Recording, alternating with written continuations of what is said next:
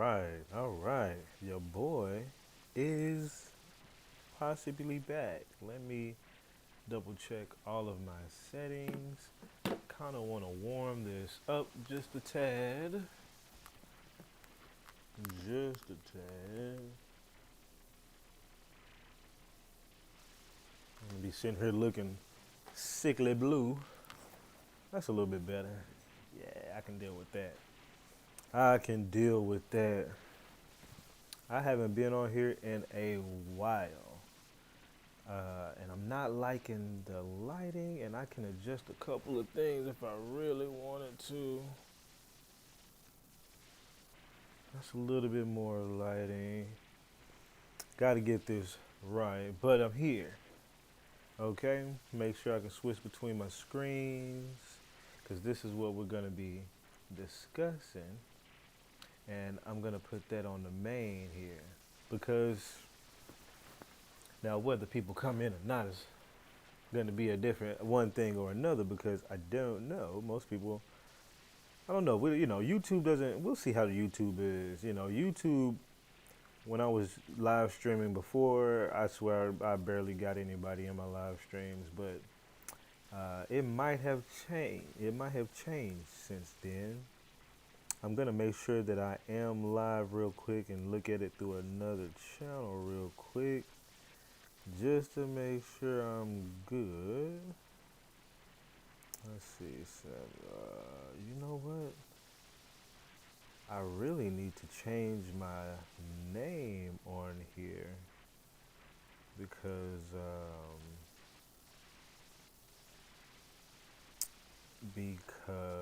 my name is still under Chef Bay.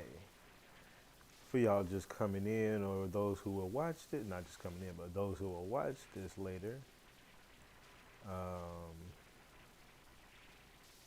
oh, Samuel C. I did change it. Let me see. Samuel C. There I go. All right. I'm gonna subscribe to myself. I am live. Okay. I'm live right now. Make sure I can hear myself. Yeah.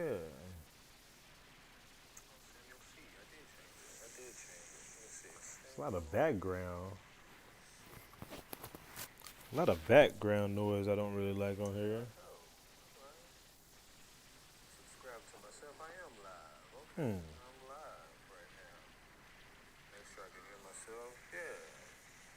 I wonder if y'all hearing that. Since it's my first time back up, it's gonna be a couple technical difficulties, but a lot of background noise I don't really like on here.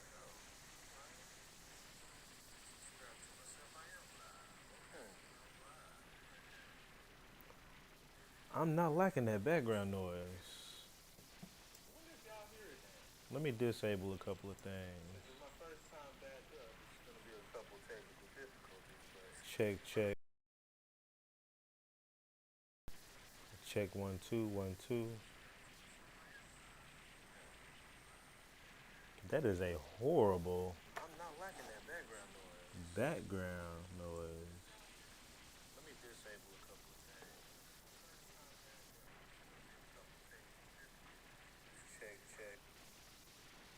Yeah, I might have to come through, bring my audio through the camera. Let's try that.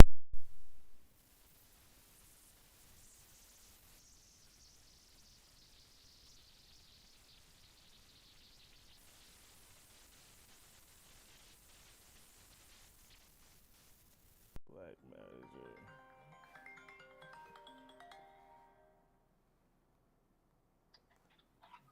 I'm probably gonna hit you back. I just started this live stream. No, you good. All right. Bet. Check 1 2. Check 1 2. Check 1 2. Okay, audio's coming through the camera now. Well, I want to see if it's got background.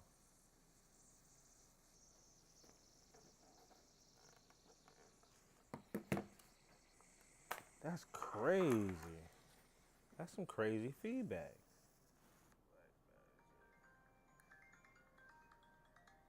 I think that fixed it though. Yeah, that fixed it. Tried to use this, but check 1 2, check 1 2, check 1 2. Okay, audio's coming through the camera now. Well, I want to see if it's got background. Still got a weird background kind of going, but it's way in the background. That's some crazy background.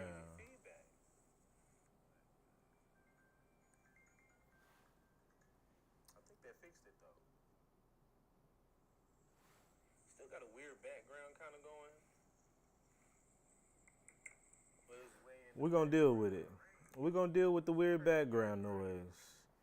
We're gonna deal with the weird background noise, but at least it's a little bit more clearer. Your boy just getting back started, on this live stream, YouTube thing. And I'm gonna tell you why. The reason why I'm getting back started is because there's too many people out there talking way too much, talking way too loudly, and ain't showing no documents, proof, different things. Everybody's just saying opinions, saying what they've heard, re-spitting narratives, parroting talking points from school days, whatever, modern propaganda and things of that nature. And so it's kind of got me out here like, man, I mean, I went away from YouTube because I really wasn't getting much of a big growing, factor with YouTube. I would post videos, go live, nothing was happening. But on TikTok, I started to really gain some traction. And I'm actually gaining traction now also on Twitter. So it's, and also I realized long form live streams and things of that nature is starting to be a little bit more of a thing here on YouTube. So I told myself I'm going to start dedicating more time to this YouTube. Okay, I'm going to dedicate more time to it. And so I'll be going live and showing everybody some of the same things I show people over on my TikTok. But this one's a lot more, professionally done. I get to have the little shit at the bottom because your boy know how to do that. I done switched my name up over here, so now it says Samuel Halikohio instead of saying Chef Bay. Because that is my name now. It should have been before. The Bay thing, that's a whole nother story.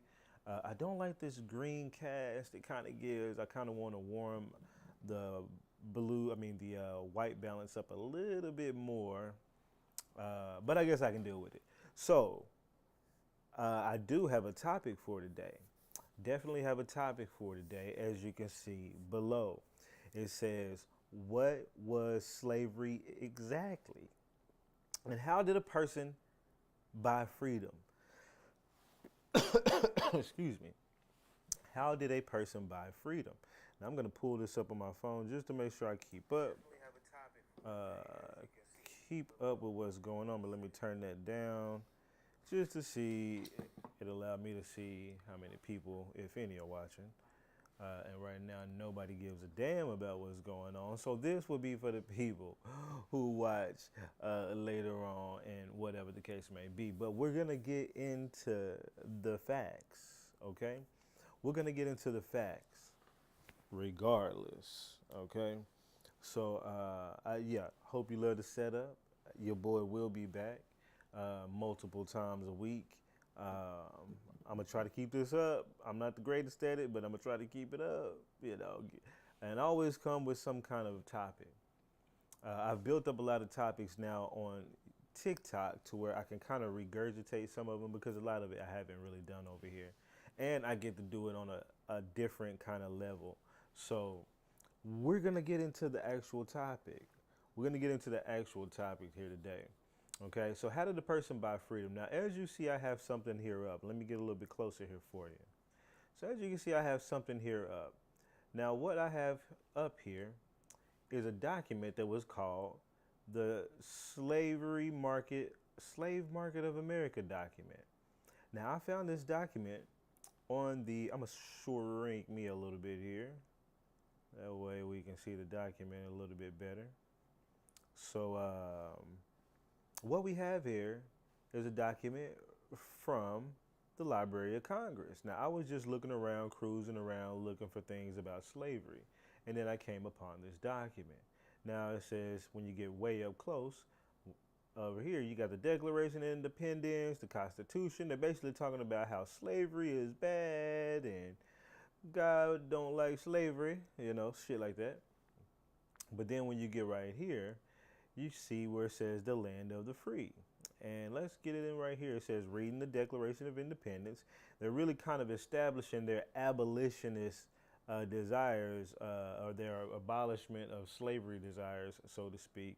As you can see, it talks about Washington, D.C. And this document is particularly about Washington, D.C. It says home of the oppressed, capital of the United States, right?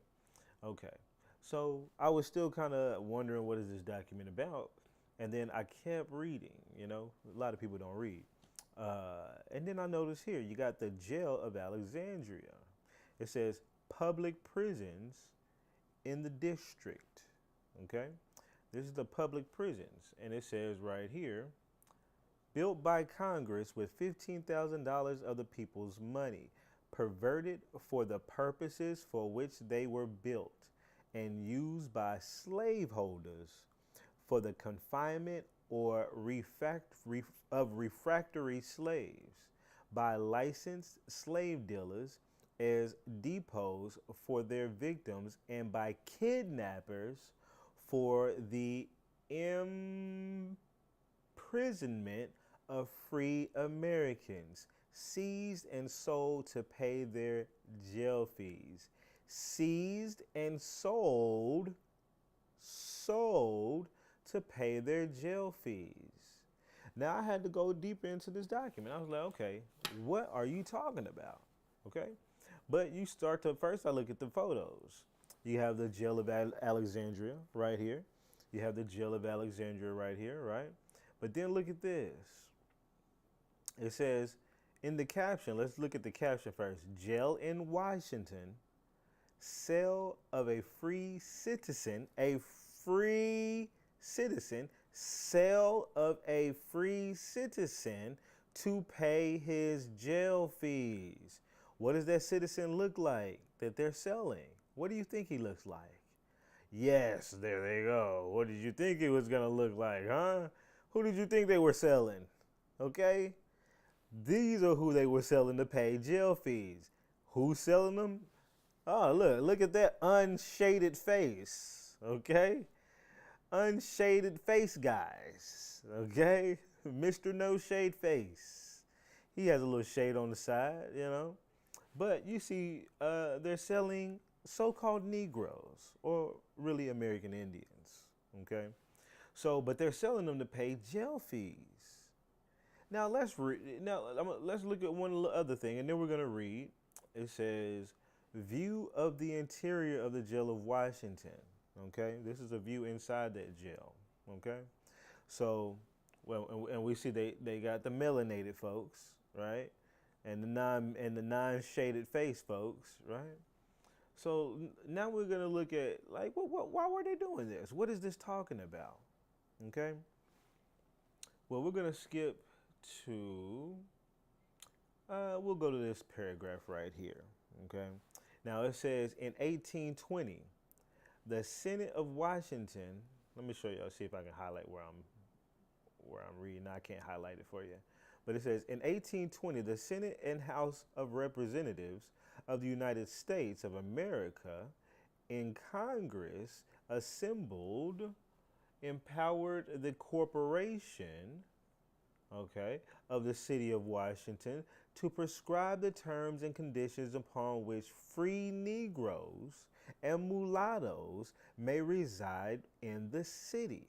So there's Congress in that year passed a law about any Negroes, black leadership, Indians, of course, any of them in the city. If you come to Washington, D.C., they're passing a law about you. And it says, on this, it says authority. Let me try not to do this. Let me just do it to where y'all can see it, then I'll just read it. It's just such a small, you see how small it is? Okay, let's see. Y'all can see that right there. Okay, so I'm going to read it from here. Now it says, on this of Washington D.C. on this authority in May 1827, that corporation enacted that every free Negro or mulatto, whether male or female, who may come to the city of Washington to reside, shall within 30 days exhibit to the mayor satisfactory evidence of his or her title to freedom to be recorded, and shall enter into bonds with two freehold sureties in the penalty of $500, conditioned on his or her good conduct, that they will not become chargeable to the corporation for the space of 12 months, the bond to be renewed every year for 3 years. On failure of this, well, I'm gonna explain it. On failure of this, he or she must depart the city or be committed to a workhouse not exceeding 12 months in any one imprisonment. And all Negroes found residing in the city after the passage of this act, who shall not be able to establish their title of freedom, except for those to be hired, shall be committed to jail as absconding slaves. Now, what is all that? That was a lot to say. What is that? It's saying that, hey, if you come to this city, Washington, D.C., or if you already reside here, anybody of a black or mulatto look, that's anybody that doesn't look like a non-shaded white folk face, anybody that comes into this city is going to have to show proof that you have freedom within 30 days. And if you don't show your freedom papers within 30 days, and you got to prove it to them. It can be whatever proof they want. You might have freedom papers, but is that the ones they want you to have? But either way, you got to have freedom papers. You got to show it within 30 days. Otherwise, you could go to jail for imprisonment. So what is that doing? It's just making some law out there that's making it hard on black people, Lookership people, Indians at the time, to be able to reside in the city without being hassled by some of the police, and so to speak. So basically, everywhere you go, that's kind of like an establishment of everywhere you go, somebody's like, let me see your papers. You like, hey man, you know what I'm saying? What you mean? You know what I'm saying? They're like, let me see your papers. And we've seen that in movies, and you got to produce them papers. Now, apparently, if you do it within 30 days, whatever. But let's keep moving on, because it gets even stickier from here. It says, by this law, color is made a crime, which first robs citizens of their constitutional as well as inalienable rights, and is taken as evidence that they are slaves. And then, to crown all, a large posse of constables. Right here, look. And to crown all, a large posse of constables and other officers, police officers, some of them in the pay. You know what? If I move this over here, that might make it a little bit easier for me. If I move it right here, so I'm not going all the way over that way, looking all the way over there. Okay. Let me just get this out the way, or put this back here. One of the two, something to make it work. Okay, that'll work. All right. So it says here that they would crown a large posse of people, okay, of constables and other officers, okay. Some of them to pay the government. Some of them in the pay of the government are charged with the execution of the laws. So basically, they allowing any kind of random white folk or regular officers to be able to execute the law of, hey, if you're not showing me, your freedom papers and, proving that to us, we're going to put you in this jail cell, right? But then it says right here, now this is where it gets sticky. Let's see. It says, the result is that free citizens are often arrested. First of all, free citizens, not slaves, often arrested, plunged into prison, and sold for jail fees as slaves for life. Now think about that.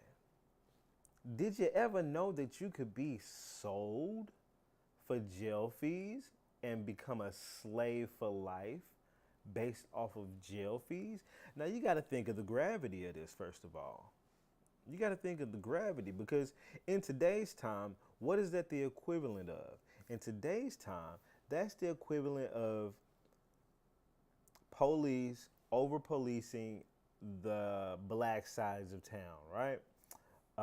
And then those people get caught up in frivolous traffic violations and frivolous little small things. Oh, you got a headlight out. Oh, you ain't got your insurance. Oh, your tag is out. Well, now you're racking up fees, right? And if you don't pay those fees, you will get a warrant for your arrest, right? It's very similar to today, except for back then, when you got a warrant for your arrest and the fees kept piling up, well, if you can't pay them or nobody that you know can come in to pay them for you, they will sell you to a slave owner as slaves for life, for jail fees. Now, that's insane, because now you're talking about reintroducing people into slavery or making people slaves who never may have even been slaves to begin with. Some of those free people were always free.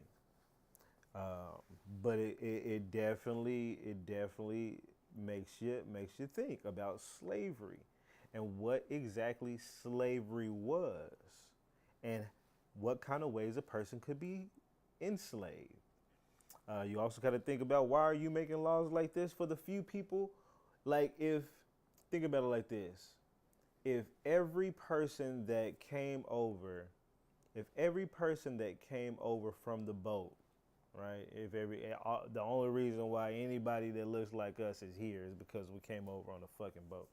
So if everybody that came over here on a boat was supposed to already be slaves for life, of course, that's why I got over here on my thing. It says, how did people buy their freedom? That's going to be the next topic. We'll get into that later. But everybody that first got here is supposed to be a slave for life, right? But people were somehow becoming free, because even we know that when you look at the slave population census from the census government, we know that when you look at this, right, from 1790, yeah, it said we had like 600,000, about 700,000 slaves, and the slaves grew. Now that's a whole nother story. I'll definitely break this down one day. But if you look here, we had a lot of free people in 1850. 1850 is about when this document was done. You had a total of 434,000 so-called free people. Now, 275,000 of those were so-called black, 159,000 of those were so-called mulattoes, and that's what you got. Even your slaves are broken down on this document from black and mulatto. And I want to say this because this is a real important thing. Think about this. You know how they say, like, all black people have like some kind of European DNA. At least 25% of y'all are mixed with had a YT man up in you, and he was graping and a scraping and a graping and a graping and a graping, right? Well, wouldn't that make everybody damn near mulatto at some point? Right? Wouldn't that make most people on the side of mulatto? Because they had a category for mulatto, okay? They had a literal category, meaning if they looked at you and say you look mulatto, which some people would look at me and say that, right? Just based upon my color, but I have no YTs like that in my history, in my ancestry. And I'll show y'all, for those who are new to your boy Samuel Ali Cahillo. We'll take a little stroll through the good old ancestral tree, okay? Your boy don't have YTs all up in there. In fact, this YT that's supposed to be YT, very questionable, okay? This is one Christian Love, Thomas Love, supposed to be YT, but to be honest, I can say it over here. I'm so used to TikTok rhetoric, you know what I'm saying? But he's supposed to be white. But the story really goes that he likely unalived the husband and took the family and assigned the surname to the family, or the surname was already yours and he assumed the surname. There's lots of craziness, but most of these people, first of all, everybody that you see right here, all black people, all black Indians. Okay, first of all, Indians. And I mean, when I say I got Indians, I'm not just saying that. Okay, Indian paperwork. A lot of these people have Indian paperwork. Okay, I'm not the fool. Now you'd say freedmen. Many of them say freedmen, but I also got some that don't say freedmen. So, and I don't believe the freedmen thing. And I can actually prove that my person wasn't, well, the Indian Halikohio, which is the name down there, under my name. I can prove he was black because he married a white woman, a French white woman named French Nancy. So the daughter was already mulatto. Then the daughter got with a so-called white man too, further whitening out that line. But one of their kids comes out to be a freedman. Why did he become a black leadership person? Well, that means one of these people had to be black. And if one of these people was black, that means one of these people had to be black. Okay, but that's a whole nother story. But I'll show you some paperwork that is not a freedman paperwork right here with some of the fam. Okay, this is one of my full blood Scott Rooster, full blood Cherokee. There is no freedman on top of this card. There is blood listed there, and there is full statuses, 7/8 and full statuses. Okay, so Scott Rooster was one of mine, but I have so many different ones because I come from Oklahoma, where a lot of us was documented, and on many different lines. Some of us have different types of paperwork. See, these people got some Indian paperwork. There's so many people with Indian paperwork. As you can see, father's tribal enrollment, you know what I'm saying, mother's enrollment, Kiamatia, and different things of that nature. So I got at least a good 20 some odd people within my own line with Indian paperwork. So if there's one thing I can say, and I got people with land allotments from the 5 civilized tribes, okay? So many different things, right? But we're gonna go back to this. So anyways, but I was saying that if we all were so-called mixed with some kind of white person, then the mulatto category under slaves, let me show you where it says mulatto. Blacks and mulattoes, slaves, right? 3 categories in your total. We're gonna go down. There was 246,000 mulattoes under the slave category and another 159,000 over here under the free category. But out of the 4-something million people that was here, free and not free, only about 400,000 of them had some kind of mixture that they thought in lookership.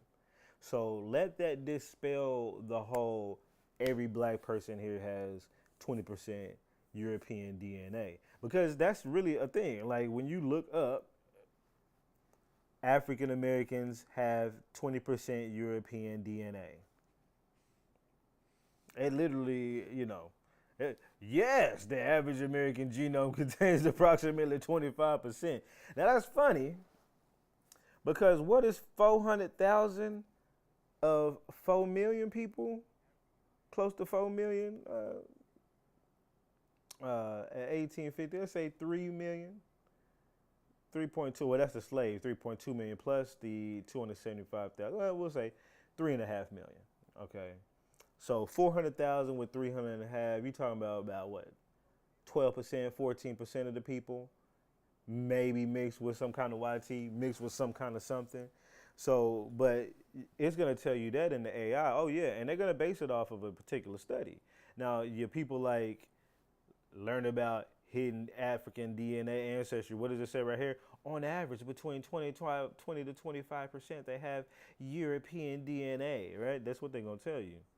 But that comes from this study. Everybody's just repeating this study from the NIH.gov. Now, when you look at this study, how many people did they say they tested for this? 5,269 self-described African Americans. They tested more Latinos for this motherfucking study than they tested African Americans. And this is the study that has everybody thinking that 20 blanket that across 42 what 45 to 55 million African Americans, black leadership, Indians, blanket that across all of them. Yeah, we're gonna test 5,000 and everybody gets the numbers. You know what I'm saying? So, but all you got to do is go look at the past, because if we were mixing with them, it would show it here. We would all show up as goddamn mulattoes, okay? And we don't all show up as goddamn mulattoes. Now we're gonna get back to the actual paper here, the topic, which is more so along about slavery, okay? And how did slavery, or some people, we're gonna get to the how did some people pay their way from out of slavery. We're gonna get to that. But you got this whole thing where people were being slaved for a life over jail fees. Now let's go further over here. Let's see. Has a blah blah blah Negro. He says he is free and belongs to Baltimore. So they're giving like instances of people who were slaves and were actually free. This gives us some idea. They're almost 16 solidarity. Basically, they're giving. I don't want to go through that because that's going to take a minute. But basically, they're talking about instances. I'm gonna go through one of them. They're talking about instances which it happened to certain people. He says was committed to the prison. It says notice was committed to the prison of Washington D.C. on the 19th day of May 1834 as a runaway. A runaway doesn't always mean you were a slave either. That's another topic. But a Negro man who calls himself David Peck, he is about 5 feet 8 inches high, had on when he committed a check shirt, linen pantaloons, and a straw hat. He says he is free, right? And belongs to Baltimore. He's from Baltimore, a free man from Baltimore. He says the owner or owners are hereby requested to come forward to prove him and take him away, or he will be sold for his prison and other expenses as the law directs. Okay? So you got a man who was free, who done got caught up and got put into prison. They could have just, again, they could have kidnapped him. They could have just hounded him for paperwork and he didn't have what they wanted, whatever the case may be. And they advertise it and put it out there and say, hey, you can come show somebody else need to come prove his freedom. Otherwise, we're going to sell him off as a slave. Now, let's keep going. They said this happened to many different people. Okay? So we got this instance of public prisons selling off people as slaves for life who are free. Okay? Let me plug this in real quick. But now, we're going to get, that's the public. We're going to get to these private prisons from back then. Okay? Bet you didn't know private prisons existed, or the term. I didn't till I saw this document, to be honest. I was like, private prisons back then like that? I mean, I guess, to be honest, it makes sense because most prisons were probably, well, I don't know. But it does make sense, you know what I'm saying? Like, I think about it during the fact that we don't have, back then, they didn't have big, correctional facilities set up like we do today. These big, gigantic, fortress-like buildings. So back then you had to think, what did they do with their prisoners? And I was already kind of on the mindset that prison was probably more so like slavery. Like, yeah, if you don't have a big complex, then it's going to be more of a decentralized prison. And what's a decentralized prison? Well, almost private prisons. People who have lots of land, who need workers, and there's people out there who do bad things. What are you going to do with them? You ain't going to off them all, right? Well, you might confine them or by law to work for somebody, right? So now slavery looks more like a jail sentence than it is slavery based off of just coming off a boat or something like that. I mean, they're still trying to say that happens, and maybe it happened to some Africans, of course, but slavery did happen to the American Indians. Okay. Now, before we're going to talk about that because I want to preface that with about the American Indians before we see what's going on right here with the boats and the private prisons. What are they doing with these boats, right? Well, first let's talk about a little bit of Indian slavery. I mean, easily we'll just touch on it a tad real quick. If you just typed in or looked at Indian Wars timeline, you can go to the History Channel.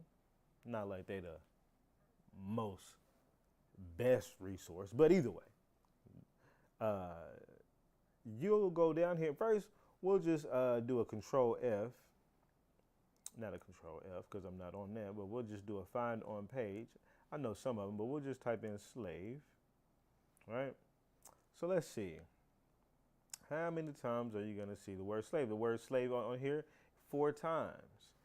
Tuscarora War, okay? What happened after the end of the Tuscarora War? 1,000 were killed and 1,000 captured. Tuscarora sold into slavery. What year is this? You have Indian slaves in 1711. Okay, real early in time. Well, let's see who else, where did it happen? The Chickamauga Wars of 1776. What happened?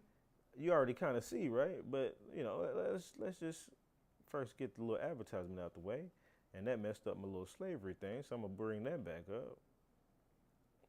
And go back down one more. Okay, and it says what? The colonial militia responded to attacks with large forces, killing hundreds of Cherokees and selling those captured into slavery. Okay? Selling those captured into slavery. All right? But who else? Who else got a little bit of that action? Some Seminoles, right?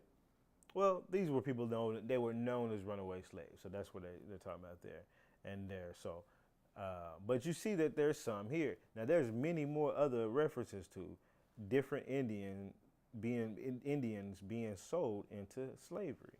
But that's just a quick little reference.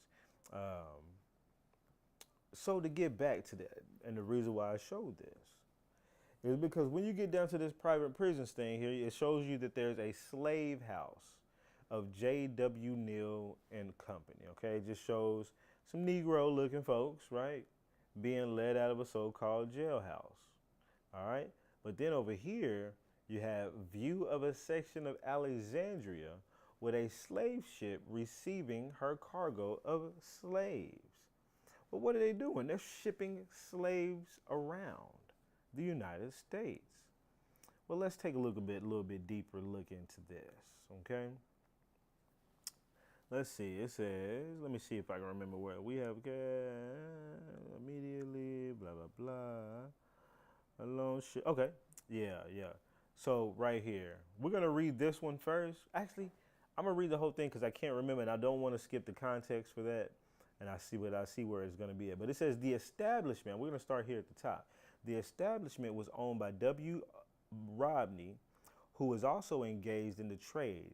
In May 1834, a gentleman visited it and fell into conversation with the overseer of the pen. He heard the clanking of chains within the pen. Oh, said the overseer, himself a slave, I have seen 50 or 70 slaves taken out of that pen, and the males chained together in pairs and drove off to the south. And how they would cry and groan and take on and wring their heads, but the driver would put on the whip and tell them to shut up. Would you go off and bear it or whatever? So you have here them talking about taking slaves from Washington, D.C. and sending them to the South. Now, why would they do that? You got to think. Like, again, earlier we just saw a man up here who said he was from Baltimore as a free man, right? And they done pretty much kidnapped him and threw him in jail and said, hey, you need to pay these fees or get somebody to prove this or whatever. And they said this happened to a lot of people. Look, said there is another prison, 16 Solidary, not that one. There's one, this one talking about the one. Well, either way, I don't want to go through that all day because that's a long one. And this would be forever if I read that. But this one talks about even women being caught up in this situation with their children. But regardless of that, once you get these people in there, now you're sending them to the South. Some of these people just came from Baltimore. Why don't you send them back where they were at? Why don't you enslave them in Washington, D.C. there? Aren't there plantations there? Well, they would ship these people to the South. When you send them there, a lot of them will be real young in age. Some of them will be older, but some will be young in age. You start telling people that they're from someplace else, especially the young ones, or their offspring. Okay? You start confusing things. Let me show you. It says, like right here, it says, this is cash for Negroes, $200. It's like it said, this is a standing advertisement. We will give you cash for 200 likely young Negroes of both sexes, families included. Persons wishing to dispose of their slaves will do well to give us a call, as we will give higher prices in cash. So they're offering ransoms almost for your so-called slaves or anybody black leadership that you can find. What this is proving right here, that they're offering this money or showing, because earlier they said that they had kidnappers, people who were doing kidnapping. Where is that at? Somewhere up here. They talk about kidnappers or something. But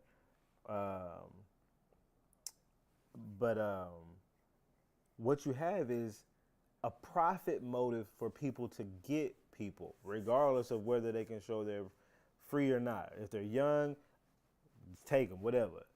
$200 in your hands, according to this, okay? You can buy you an Xbox. It says, hereafter this market, all communications will meet attention. We can at times be found at our residence on 7th Street, whatever. So you come over here, and this is them talking about it. It says, Franklin and Armfield alone shipped to New Orleans from D.C. in the year 1834, according to their own statement, no less than 1,000 slaves. Intracontinental, they own brigs, which are boats. They own brigs of about 160 and 200 tons, burthen. It says running regularly every 30 days during the trading season to New Orleans, and carrying out one slave to the ton. So if they got a 160 ton boat, they got about 160 slaves aboard to 200 slaves at each one. Now that's quite a bit, but a brig can hold a lot of people, can hold up about to that for a good day or two trip. Now it's not good for that capacity on a brig for a long voyage. Let me turn this down. It's not that good of a brig for a long voyage, but it is but it can go from there to there. So here you have situations where black slaves are being sent from one part of the country to the other. They're being either kidnapped or hounded to be put in jail, whether they can't show their freedom, whether they just walking around black at night, whatever the case may be. They can't show whatever the case, and they end up in jail. Then they get sold and get sent somewhere else. And it's separating them from their families. Some of them may not have ever been to the South in forever, if at all.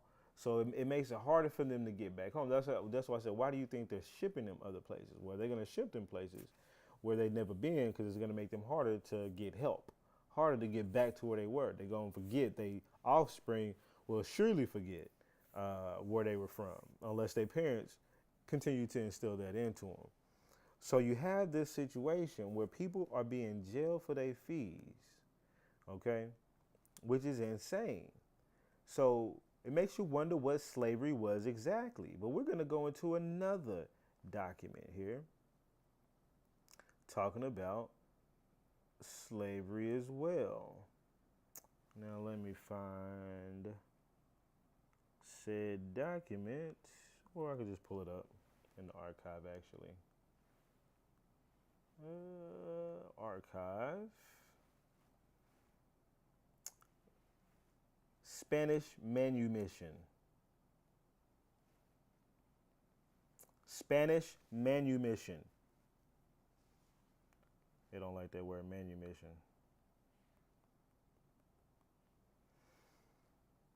All right, right here, European civil. No, that's not it. No, it's the one at the top. So let me make this a little bit bigger. What was slavery exactly? Now we're gonna peer into the slavery as described within the Spanish colonies. Now, why is this kind of important? Because it gives us an idea of at least some terms of what people could do in order to become free people within at least the Spanish colonies. Now, the English colonies, you would think wouldn't be similar. But first, let me show you a similarity. Let me first show you a similarity. Because one thing people don't understand is that a person could purchase their freedom in installment payments. You could like a goddamn rent-a-center or lay away your freedom. And I bet most people didn't know that. Like most people in modern day times didn't know it. How many people knew it back then? I'm gonna show you slavery, people who are supposedly slaves becoming free here within Spanish America, utilizing payments. But I'm also going to show you that within within Ohio and Virginia, up in the colonies, up in non-Spanish America, where people were doing it under somebody else's account. So this is an account given by the Spanish. Now let's just read this part. It says, there are many colored people, he adds, whose freedom is the purchase of the extra earnings allowed them by law. The number of free colored people of color, in this island is nearly equal to the total amount of that class in all the islands. That is attributable to the mildness of the Spanish slave code, which softens the rigor of their hard destiny. Every slave in Spanish colonial law who tenders his master the sum he was bought at is entitled to enfranchisement, nor can his master refuse it. So a slave can buy his freedom. A slave can buy his freedom for the price that he was bought for. So first of all, it gives you. I just wanted to switch it up a little bit. So first of all, this at least gives us a starting point from where there is, because I used to say, who came up with the price of what the freedom is going to be? Like, okay, let's say I buy this slave for $500. Well, how much do I tell this slave to give me for his freedom? Give me 50,000. You know what I'm saying? Let me just throw a number out. Give me 1,000.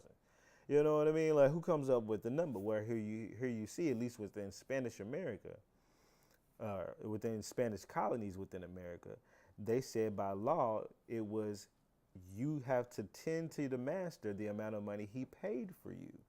Okay, now this, it says it is equally permitted to him to purchase, right here. Let me make this bigger again for you. So we know a price, right? Now it says it is equally permitted him to purchase a portion of his freedom by installments as his ability allows.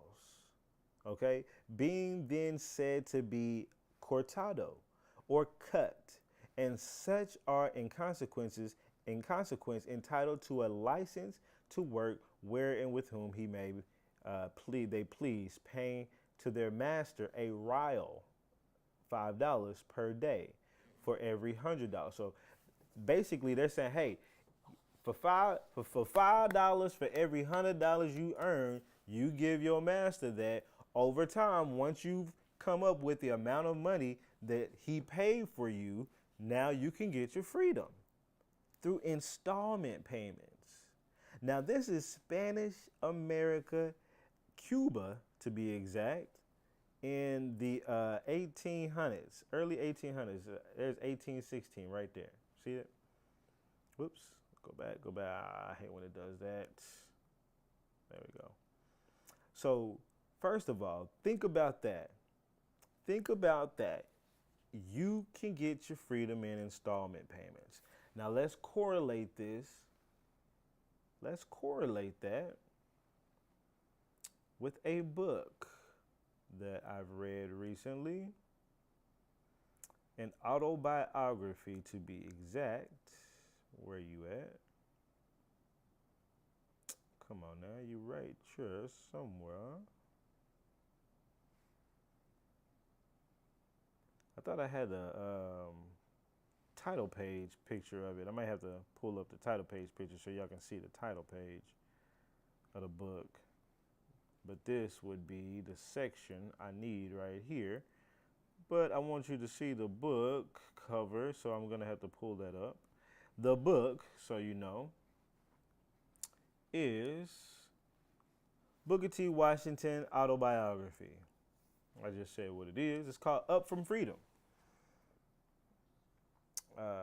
Images. This is the book called Up From Freedom. Up From Slavery, I'm sorry. Why they all look like that? Up From Slavery. There it is, the Up From Slavery book, okay? Inside the book, I took some screenshots. And so you can see this is the Up From Slavery book. So I'm not bullshitting you, right?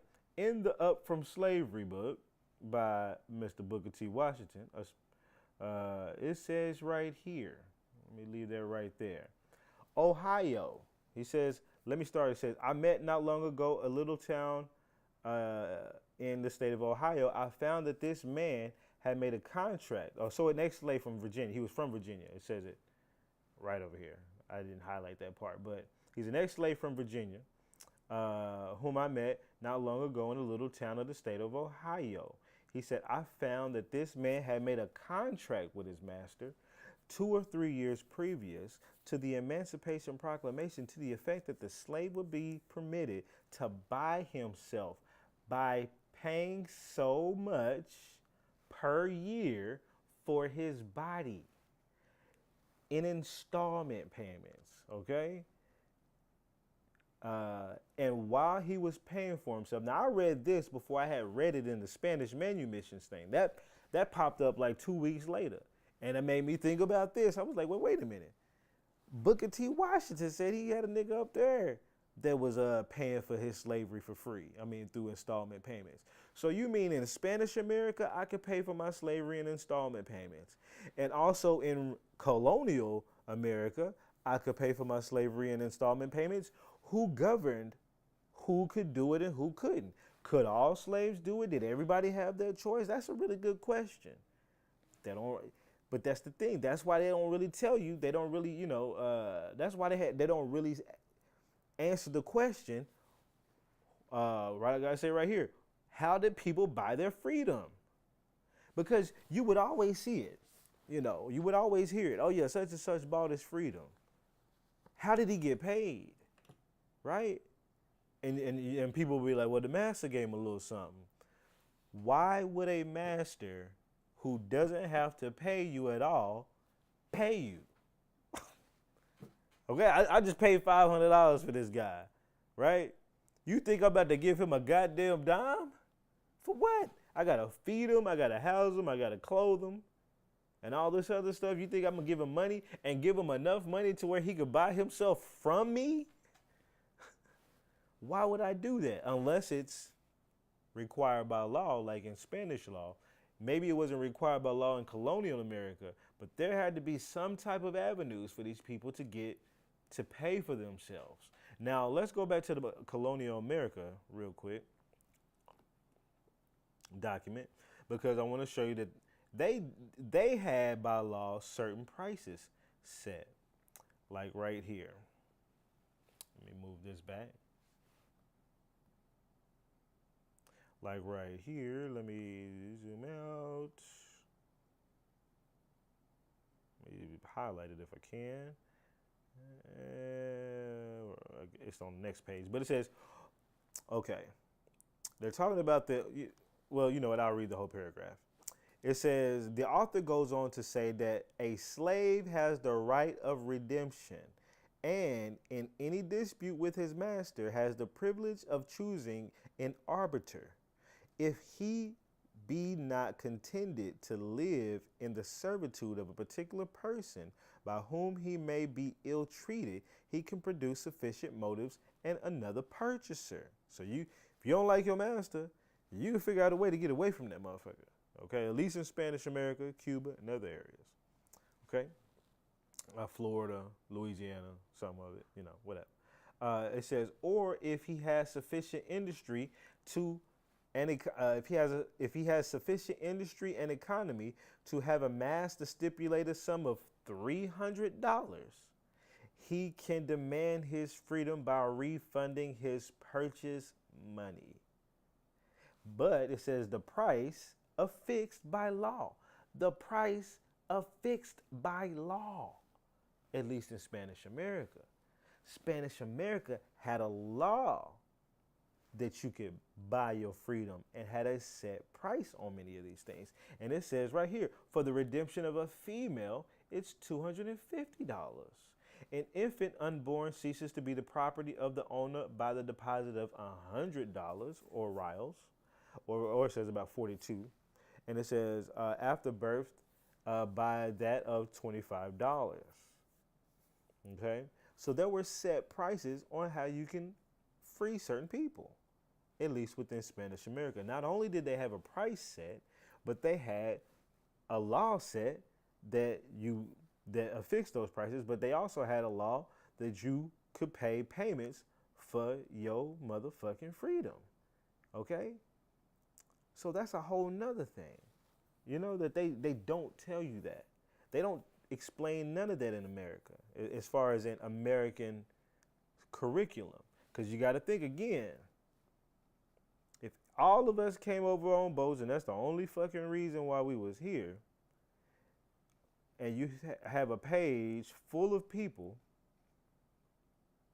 who are listed as free, how did excuse me, how did this 434,000 some odd people pay for their freedom? You know what I'm saying? Where'd you get the money? Who paid you? What was the cost? How did you amass it? How many of them had access to pay for it in installments? Pay for it in installments. Did these people not have that option? To be honest, this document is a lot more like why people are labeled as slaves versus not. That's a whole nother thing. But just going off the conjecture from what they actually have right here, why did these people not have the option? Were they sold as slaves for life with jail fees? Or were they a different type of slave? It's a real convoluted story, but at least when you read the Spanish documents, you start to get some idea. And I wouldn't even apply any of these Spanish colonial ideals on slavery to the Americas had it not been for the correlation between what they said about paying for slavery and from installments and Booker T. Washington saying from it in his own words in his autobiography that he witnessed it happening.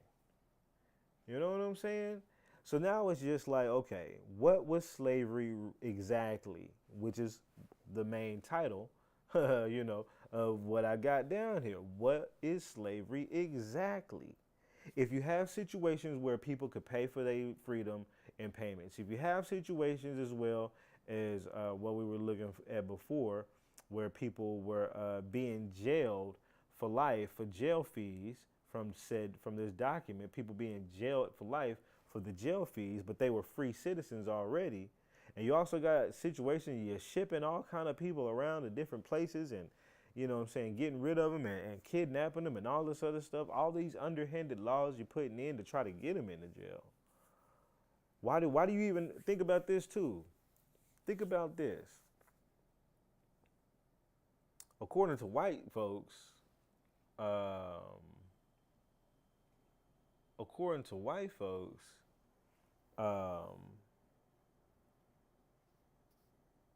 was I gonna say?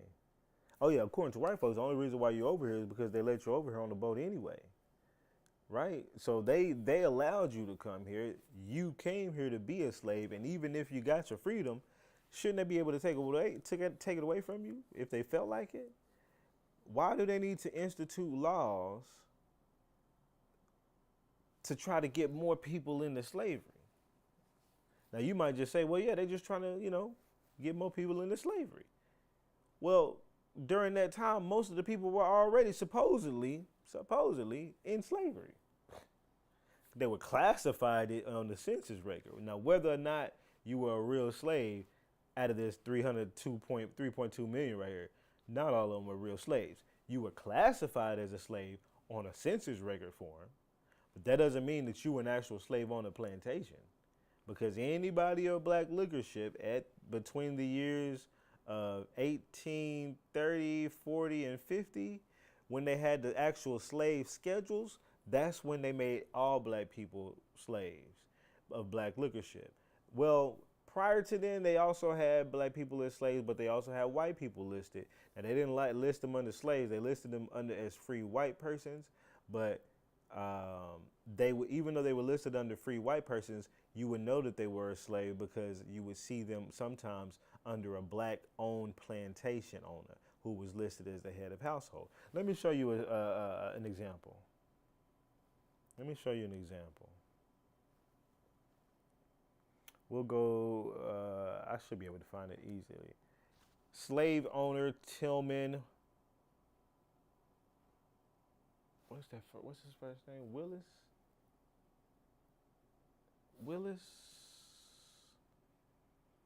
Yeah, Paul Tillman Willis.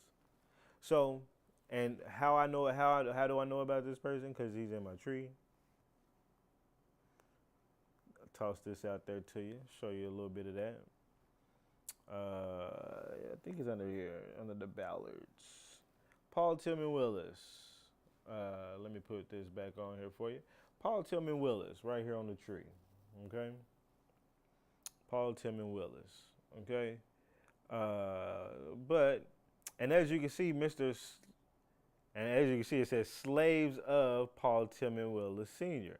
Notice how it says slaves of, right? But look, when you look a little bit further down here, it should say it somewhere. What does it say? Oh, right here. What does it say Mr. Willis is? It says he is of black heritage. Okay? Mr. Slaves of Paul Tillman Willis, who is of black heritage. Well, let's keep going. Well, you see how you have an 1840 census and an 1850 census that's listed up under him? And there, you see these people, these are his so-called slaves or people who were on his plantation. He was the head of the household or the head of the plantation. 1840, he also had people, it's funny, they took away the free white people right here, but we'll go down because what I did was I went down to these links right here. These links that get you to the actual census records. So I clicked on it. I said, all right, bet. Let me see that one right here, right? It's going to take us to the record. Maybe I have to do the other link. Hold up. Maybe it's this one. There it goes. Okay. So you see this? This is the 1840 census. Now they changed it in 1850, but 1830 and 1840, it was like this. Now we're going to look at the view full record right here. And notice how it says free white persons 1, free white persons 1, free white persons 1, right? He's got free white persons, another one 2. He's got free white persons all up under him. And we'll be able to see that by actually looking at the record. Remember, he's black heritage, so-called. Mr. Paul T. Willis Sr. And I actually noticed, I think Junior was on here too, or maybe that was the next one. That might be the next, that might be 1850. So Paul Tillman Willis Sr., you see that slash mark right there. He's got a couple slash marks right there. I know it's kind of hard to follow, but these slash marks are up under the free white persons category. Okay, so you got to think, these free white persons are listed under a black man's plantation. What are they doing there? Are they there? Doing a job? He hired them for white folk. You know what I'm saying? Activities. He hired them to be the overseer of the niggas on his grounds. Is that what it was? No, no, no. These were likely his slaves. Okay? That's why they're there. But they're there in 1840, listed on the census next to his name. And they listed free white persons next to head of families. Head of families. Let me get this a little bit bigger for you. Head of families, right? Free white persons. That was the format they chose. They only did that for like 1830 and 1840.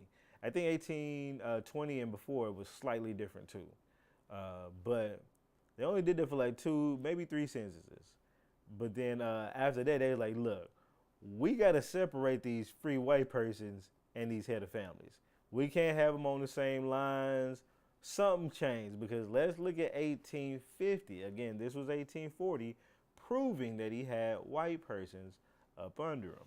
Now we're going to go and we're going to look at the 1850 census link. And we're going to see instantly when we first get there, as it takes its happy little time, okay? Come on. Let me click it again. It instantly looks different because now you have what you didn't have before, which is they call the slave schedules. What's the slave schedules, you ask? Well, it was, let's put niggas on a separate piece of paper from free white folks. Yeah. So now in 1850, you have a whole nother section that says free white people. Now those same free white people were still on his plantation, likely, but they're listed on a different piece of paper now. So you don't know if they're on his plantation or who the hell they are. They are their own white people now. At this point, they are their own free white people, paper-wise. Now, when you look here, like if I click on the view full record, you don't see all those free white tea people and all that stuff. It just says male and female. Because when you look at the record, you now have a slave record that looks like this. Name of slave owner instead of head of household and families. You see how they play in that trick now? It was head of families. Now it's name of slave owners. But Mr. Tillman, Paul Tillman Willis Sr. or his son, Jr., because he ended up passing in between this time and passing the slaves on over to him, but in the state. But Paul Willis is now listed here, and they just list male, female, and they're all black, right? Now look at some of the ages of these people that he so-called owns. He owns a 1-year-old, another 1-year-old, a 3-year-old, a 3-year-old, an 8-year-old, a 10-year-old, 13-year-old. These people, some of these people are not slaves. 2 1-year-olds aren't slaves, but people say, well, he was born in slavery. No. Are you insane? He's born at the place where there's other black folks. That was likely his family. Whether they be his kids, whether they be his kids' kids, whoever the hell. There are black people that live there under a black person. I'm not going to assume them to be slaves, but the census assumes them to be slaves. And what does that do? It makes you assume them to be slaves. You know what I'm saying? And that story gets to be told because now on paper, people were technically slaves. And in the future, when people come across this, they'll be like, yeah, you were a slave. Look at it on paper. And we got to look, it was 2 million of y'all, 3 point something million of y'all that was enslaved. Most of y'all was enslaved. Well, no, most of us was classified as slaves.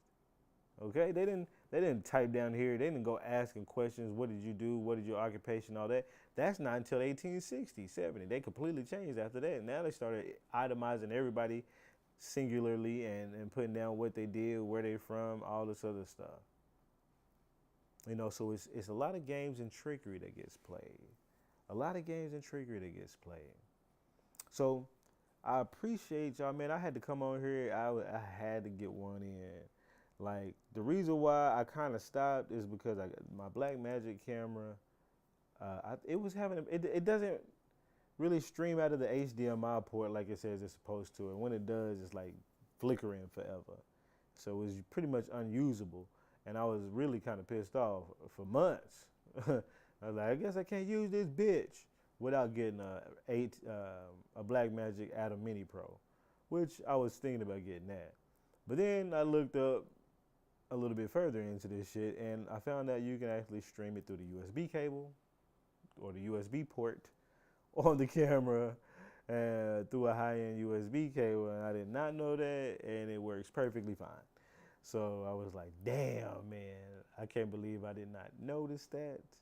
I had to get an episode in and start getting back onto some of this YouTube long form, whatever. I done been over my topics for the day. I appreciate people coming in. Sorry for the late startup. Ooh, the new name down here at the bottom. The new name down here at the bottom, it looks too dope. Before it says Chef Bang, but now it's saying Samuel Ali Kohia. Ooh, that motherfucking clean. That shit nice. So it makes me want to get back on. So I'll definitely be coming back with the facts. Probably be on a day or two. Well, definitely not tomorrow because I got a podcast I'm shooting tomorrow. But I'll be probably on in a few days, and I'm gonna try to keep this up. Appreciate y'all, man. Hopefully, I'm gonna be doing the long form thing, so I'm hoping to really kind of join the ranks of people who are out there on the long form game under the Indian shit that are out here really putting in work and telling the truth and bringing the facts. So appreciate y'all.